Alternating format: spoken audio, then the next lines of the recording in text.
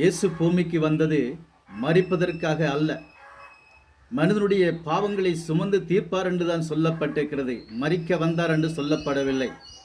இந்த ஜனங்களோ அவரை சிலுவையில் அறையும், பரபாசை விடுதலை செய்யும், அவன் ஒரு கொலை குற்றவாளி என்று எல்லாரும் வர்ணிக்கிறார்கள் பரபாசை. ஆகவே அவனை விடுதலை செய்யும், இயேசுவை சிலுவையில் அறையும் என்று ஜனங்கள் கத்தின போது பிலாத்து வந்து கேட்கிறார், அவரிடம் எந்த குற்றத்தையும் நான் காணையிலேயே, நீங்களே அவரை குற்றம் சாட்டுகிறீர்கள் என்றது போல கேட்கிறார். ஜனங்களோ விடாப்பிடியாக கலவரத்தை தூண்டிக் கொண்டிருந்த போது அவர் சொன்னது ஒரே வார்த்தை, இவருடைய நீதிமானுடைய இரத்தப்பழிக்கு நான் உடந்தை அல்ல என்று சொல்லி தன்னுடைய கைகளை அவர் கழுவி விட்டு போகிறார்.